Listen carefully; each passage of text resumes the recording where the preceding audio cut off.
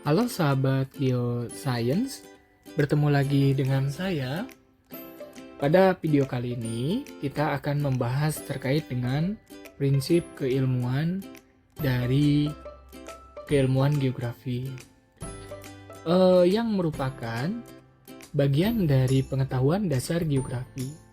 Sekali lagi, saya mengingatkan kepada sobat Geoscience sekalian agar menonton video pengetahuan dasar keilmuan geografi yang lain, supaya pemahaman dan pengetahuan terkait dengan pembahasan ini lebih menyeluruh dan tidak terpisah-pisah ya. Jadi pengetahuannya utuh dan menyeluruh. Bicara terkait dengan prinsip keilmuan, ini merupakan bagian dari aspek epistemologis ya. Selain daripada pembahasan-pembahasan yang lain seperti objek kajian, aspek keilmuan gitu ya. Prinsip juga merupakan bagian dari aspek epistemologis dari keilmuan geografi itu sendiri. Prinsip berarti dalam memperoleh fakta-fakta ilmiah dari sudut pandang keilmuan geografi, geografi harus menggunakan prinsip-prinsip tersebut gitu. Jadi prinsipnya harus kuat gitu. Kita mengkaji fenomena geosfer dengan kacamata keilmuan geografi, itu prinsipnya harus ditekankan dan memang menjadi dasar dalam mencari fakta ilmiah dari suatu fenomena yang ada di dalam geosfer atau ruang ya. Baik, langsung saja ke pembahasan.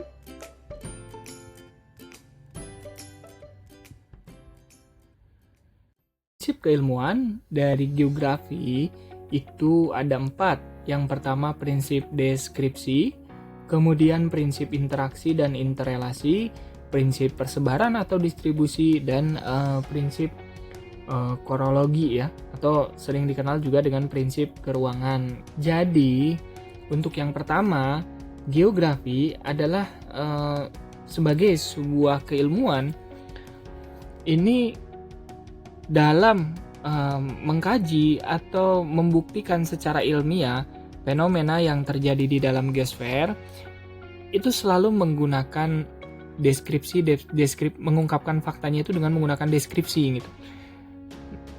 Nah, bentuk deskripsi yang dimaksud itu bisa dalam bentuk peta, misalnya peta wilayah Indonesia gitu ya, untuk mendeskripsikan wilayah Indonesia, atau misalnya tabel, misalnya grafik, atau misalnya gambar dan lain sejenisnya. Ini bisa dalam bentuk flowchart misalnya, atau bisa dalam bentuk diagram dan sejenisnya ya. Jadi dalam menyampaikan informasi atau fakta ilmiah dari objek kajian geografi, baik itu objek formal ataupun objek material yang dibahas pada video yang lain ya, Sobat Geoscience, itu pasti secara deskriptif gitu. Tetapi ada juga yang misalnya dalam bentuk kalimat deskriptif gitu. Jadi pada prinsipnya semua informasi atau fakta ilmiah itu disampaikan secara deskripsi untuk menyampaikan fakta-fakta ilmiah yang ditemukan pada proses pengkajiannya gitu dari sudut pandang keilmuan geografi misalnya. Nah, kemudian yang kedua itu adalah prinsip interaksi dan interrelasi. Ini menjelaskan bagaimana adanya hubungan interaksi dan interrelasi karena ada perbedaan keruangan. Misalnya saya analogikan ini adalah wilayah A, wilayah itu adalah wilayah pegunungan, dan wilayah B. Wilayah B merupakan wilayah pesisir gitu. Nah, ketika ada interaksi dari wilayah A ke wilayah B, tetapi tidak sampai menimbulkan sebab akibat gitu ya, atau timbal balik ya, ini kita sebut dengan interaksi gitu. Tetapi kalau misalnya bentuk hubungan ini sudah ada timbal balik antara wilayah A, wilayah pegunungan, dengan wilayah B, wilayah pesisir, ini kita sebut dengan interrelasi. Jadi itu Sobat Geoscience, kata kuncinya ya, Jadi kalau hubungan itu sudah ada timbal balik, maka kita sebut itu sebagai interrelasi. Tetapi kalau hubungan itu hanya sebatas komunikasi biasa atau misalnya hanya lewat, itu kita sebut dengan interaksi. Jadi misalnya analoginya ketika Sobat Geoscience bertemu dengan orang, misalnya ketika berangkat kerja, di jalan ketemu orang-orang, saling melihat, menatap, berpapasan, itu kita sebut dengan interaksi gitu ya, karena ada interaksinya, bertemu, melihat, itu ada interaksi. Tetapi ketika kita bertemu dengan orang kemudian kita berkenalan, akibat berkenalan itu saya jadi tahu dia kerja di mana, dan suatu saat saya membutuhkan dia, kita jadi tahu harus bagaimana. Nah, itu sudah interrelasi. Nah, dalam keilmuan geografi, ketika wilayah, misalnya masyarakat di wilayah pegunungan itu datang ke pesisir, hanya datang saja melihat-lihat gitu ya, tidak ada hubungan timbal balik di sini, ini kita sebut dengan interaksi gitu. Tetapi ketika misalnya wilayah A dan wilayah B ini memunculkan hubungan yang lebih lanjut, artinya misalnya wilayah pegunungan ini masyarakatnya datang ke wilayah pesisir untuk berwisata gitu. Dari pegunungan dia datang, dia berwisata di wilayah pesisir, dan sebaliknya dari pesisir datang ke wilayah pegunungan untuk berwisata. Itu dia misalnya menyewa hotel gitu kan, kemudian membeli makanan gitu, yang tidak dia temui di pegunungan atau dia tidak temui di wilayah pesisir. Atau misalnya juga turut datang ke tempat wisatanya gitu ya. Sehingga setelah melakukan berbagai aktivitas ini, ketika datang ini secara tidak langsung sudah memberikan hubungan timbal balik.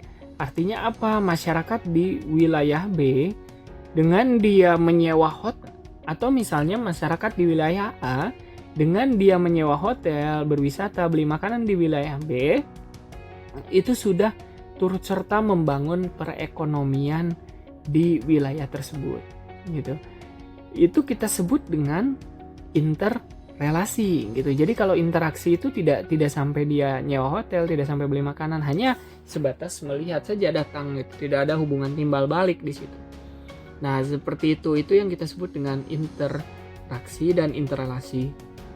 Contoh lain, misalnya ketika ini wilayah A, kemudian ini wilayah B. Nah, ketinggian dari wilayah A itu lebih tinggi dari wilayah B ya. Katakanlah ini misalnya daerah Bogor gitu ya. Ini misalnya daerah Jakarta. Ketika terjadi hujan di Bogor, maka air itu akan lewat. Sifat air adalah mengalir dari tempat tinggi ke tempat yang lebih rendah. Ketika air ini, atau kita sebut dengan runoff ya, runoff ini akan kita bahas lebih lanjut dalam pembahasan atau bab pembahasan hidrologi. Ketika si air ini runoff atau misalnya berjalan dari Bogor ke Jakarta, ini kita sebut dengan interaksi. Hanya lewat saja air itu. Tetapi ketika misalnya si air ini menimbulkan banjir di sini di wilayah Jakarta, ini sudah menjadi hubungan interrelasi. Karena sudah menimbulkan hubungan timbal balik atau sebab akibat. Sebabnya apa? Sebabnya adalah hujan di Bogor. Nah, akibatnya adalah apa? Akibatnya adalah banjir misalnya.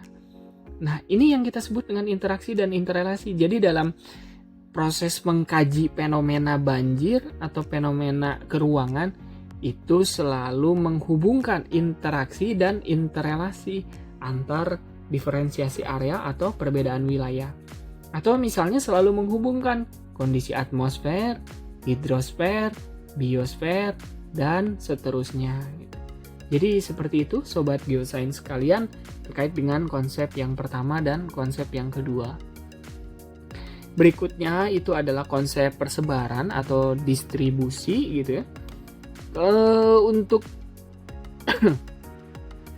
prinsip persebaran ini, bahwa geografi ini juga dalam mengkaji fenomena itu selalu melihat persebarannya gitu ya. Jadi kenapa sih bisa terjadi variasi keruangan gitu ya di permukaan bumi ini? Misalnya kenapa kanguru itu habitatnya ada di Australia misalnya, kemudian komodo itu kenapa ada di Nusa Tenggara Timur di Indonesia, kenapa singa ini adanya di Afrika misalnya, kemudian kenapa misalnya hewan-hewan lain itu tersebar tidak merata ya, persebarannya gimana gitu kan. Ini akan menjelaskan gitu ya, bahwa ternyata habitat singa di Afrika itu kondisi atmosfernya bagaimana gitu kan, kondisi hidrosfernya bagaimana gitu ya, dan seterusnya kondisi geosfernya itu dijelaskan. Jadi kita dalam mengkaji fenomena itu selalu memperhatikan persebarannya di permukaan bumi gitu ya. Jadi persebaran ini merupakan salah satu prinsip dalam keilmuan geografi ketika mengkaji sebuah fenomena untuk diperhatikan ya bagaimana persebarannya. Selanjutnya yang terakhir itu adalah prinsip korologi atau disebut juga dengan prinsip keruangan ya.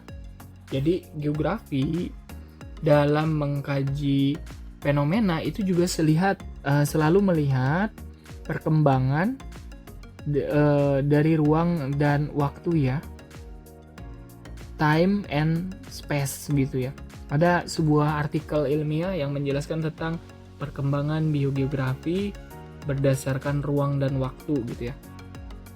Sobat geosains sekalian, kita bisa melihat misalnya dengan menggunakan prinsip korologi itu kita melihat bagaimana perkembangan permukaan bumi ya.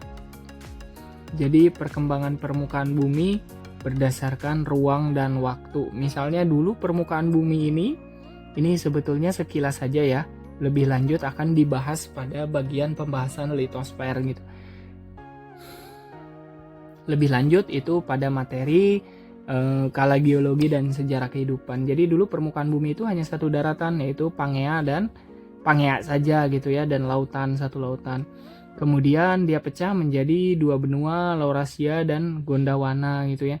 Kemudian dia pecah lagi dan seterusnya menjadilah daratan seperti sekarang yang ada di permukaan bumi.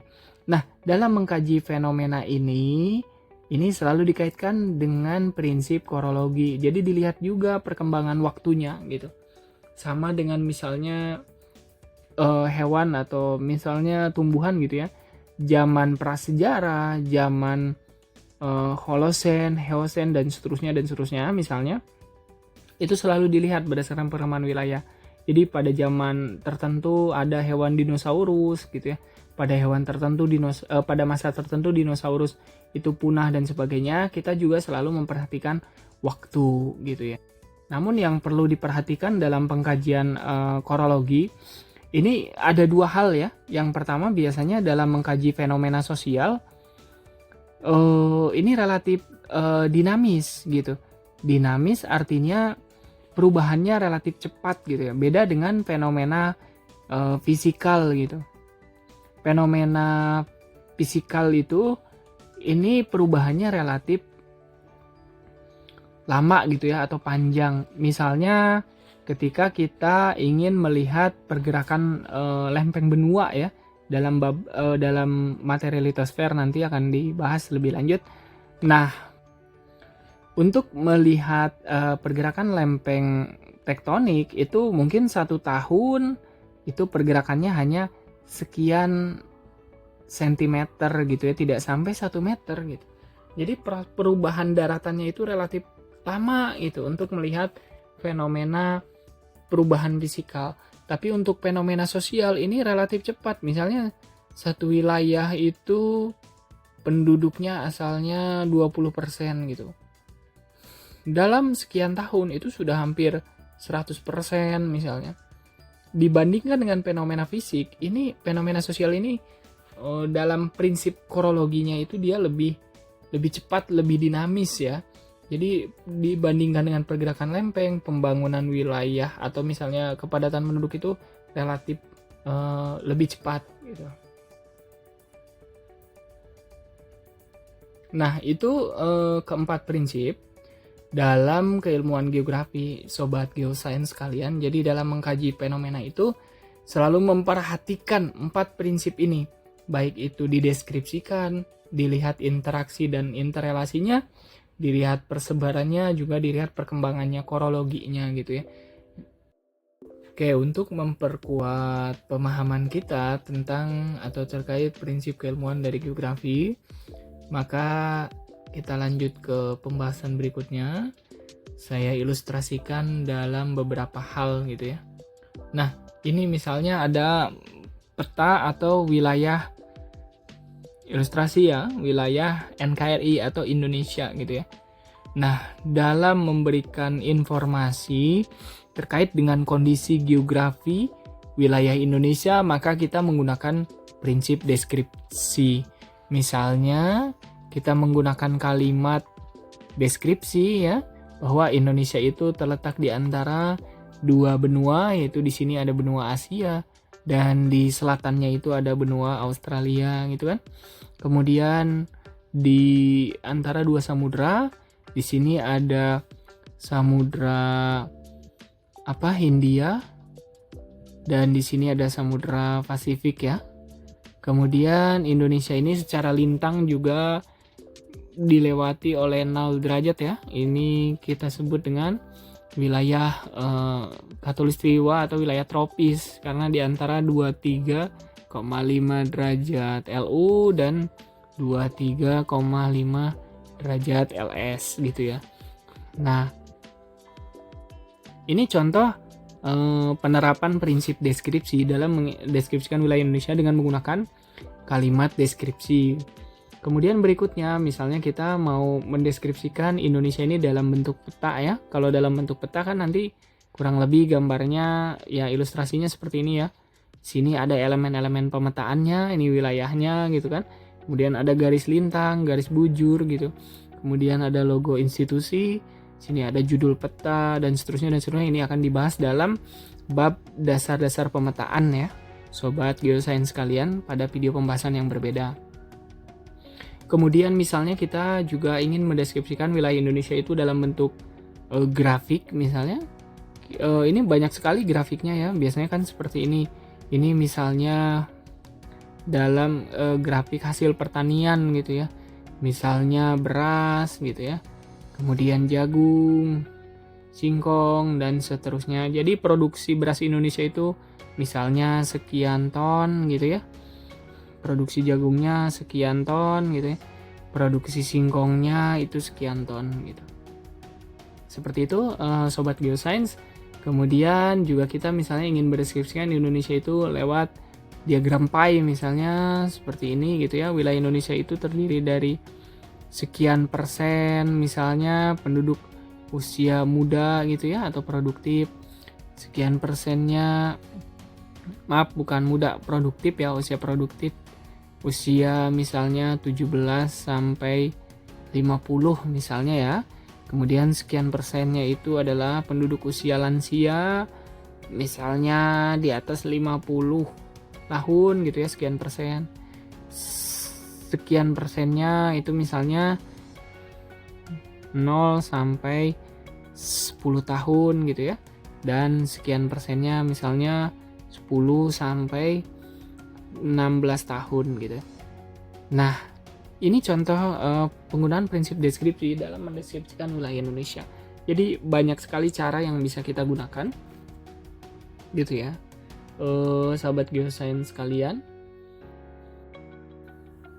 Nah, ilustrasi dari prinsip berikutnya itu adalah prinsip interaksi dan interrelasi. Ini tadi sudah saya bahas sebetulnya ya, sobat geosains sekalian, pada awal-awal video ini. Jadi misalnya ini saya analogikan yang mudah saja. Ini wilayah B, misalnya wilayah pesisir gitu ya. Kemudian ini wilayah A, ini misalnya wilayah pegunungan gitu. Nah, di sini kan ada masyarakat yang tinggal, di sini juga ada masyarakat yang tinggal. Ini saya ulangi supaya supaya lebih memahami apa itu prinsip interaksi dan interrelasi gitu. Nah, jadi interaksi antara wilayah pegunungan dan wilayah pesisir, misalnya masyarakat dari wilayah pegunungan ini datang ke wilayah pesisir, atau dari wilayah pesisir itu datang ke wilayah pegunungan. Hanya datang saja melihat, tidak menimbulkan hubungan timbal balik sebab akibat. Ini kita sebut dengan interaksi gitu ya. Tetapi ketika misalnya tadi saya sampaikan bahwa misalnya masyarakat di wilayah pegunungan ini berwisata ke wilayah pesisir, dia nyewa hotel, kemudian dia beli makanan, kemudian dia beraktivitas di sini, aktivitas wisata atau sebaliknya, gitu ya. Ini secara tidak langsung berkontribusi terhadap perekonomian di wilayah B. Nah, ini sudah jadi ada hubungan timbal balik. Ini kita sebut dengan interrelasi. Atau misalnya contoh lain nih yang saya bahas di sini itu adalah interaksi antara kawasan Timur Tengah yang merupakan penghasil minyak misalnya dengan negara penghasil bahan pangan seperti Asia gitu ya. Misalnya wilayah Timur Tengah itu dia penghasil minyak ya. Kemudian wilayah Asia ini dia penghasil tanaman pangan seperti kedelai gitu. Nah, hubungan bilateral antara negara di Timur Tengah dengan negara Asia, hubungan ini tidak ada timbal balik. Ini kita sebut dengan interrelasi. Tetapi ketika kedua negara ini sudah melakukan kerjasama lebih lanjut, misalnya yang satu ekspor kedelai, yang satu ekspor minyak, ini kita sebut dengan interrelasi. Karena ada hubungan timbal balik antara negara-negara di kawasan Timur Tengah dengan negara-negara di kawasan Asia gitu. Seperti itu kurang lebih sobat geosains sekalian.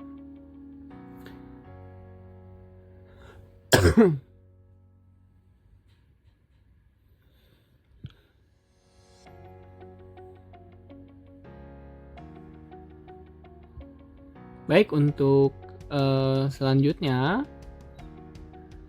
yaitu ilustrasi dari penerapan prinsip persebaran atau distribusi.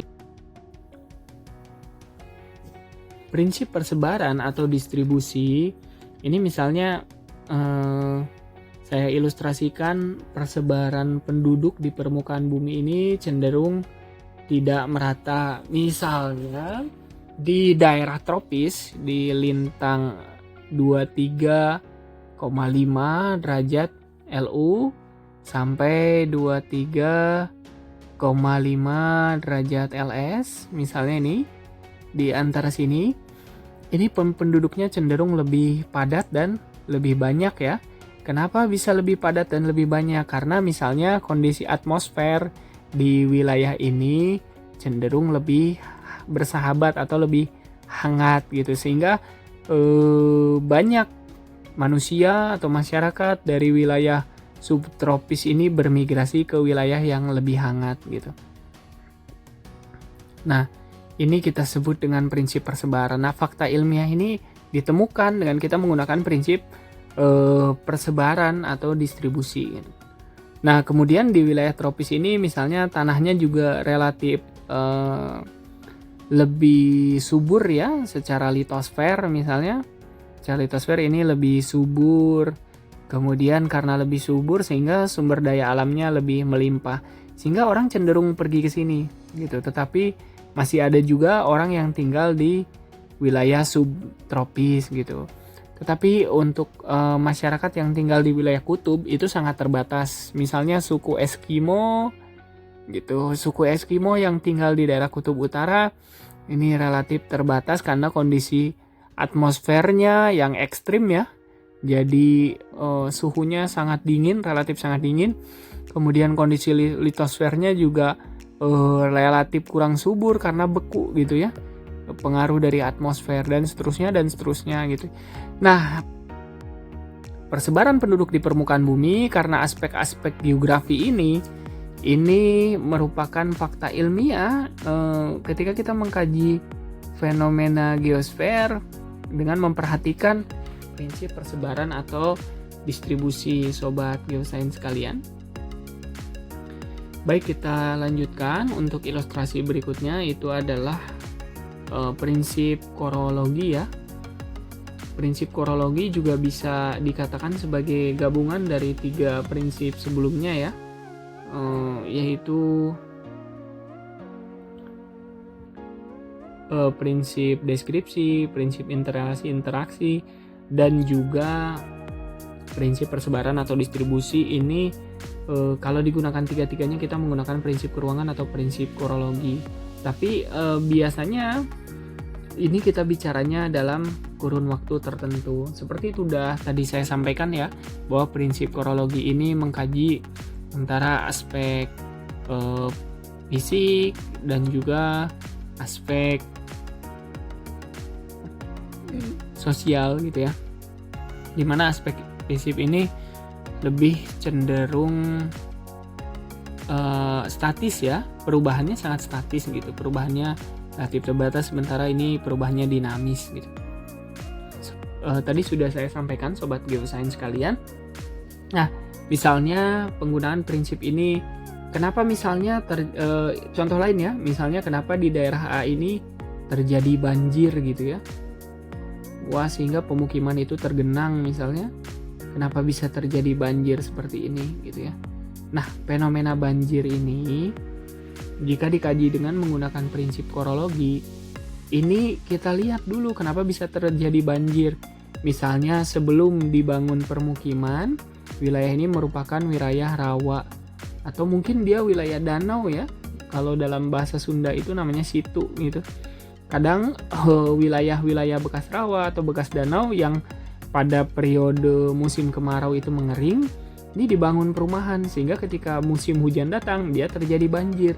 Nah, prinsip itu menggunakan dalam pengkajiannya menggunakan prinsip korologi. Karena kita melihat waktu kejadian sebelumnya gitu. Tapi selain di sini prinsip korologi diperhatikan, juga kita menggunakan prinsip deskripsi ya, kenapa bisa terjadi banjir. Kemudian juga ada interaksi dan interrelasi antara perilaku manusia yang menyebabkan terjadinya banjir gitu. Kemudian juga prinsip persebaran gitu ya, sebaran pemukiman, pembangunan dan sebagainya itu dijelaskan dengan dapat dijelaskan dengan memperhatikan prinsip dari keilmuan geografi, yaitu prinsip korologi. Seperti itu sobat geosains sekalian, mungkin penjelasan saya sedikit agak rumit, tetapi mudah-mudahan apa yang saya sampaikan bisa dipahami oleh sahabat sekalian.